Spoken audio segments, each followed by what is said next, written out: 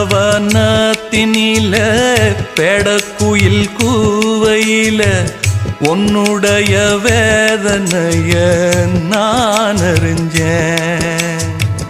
பொங்கலத்தில் மாலையிட ஒன்னிரண்டு தோளத்தொட என்ன தவம் செஞ்சேனோ என் மாமா. வண்ணக்கிளி கையத்தொட சின்ன சின்ன கோலமிட உள்ள மட்டும் வழியே நானே உள்ள மட்டும் வழியே நானே.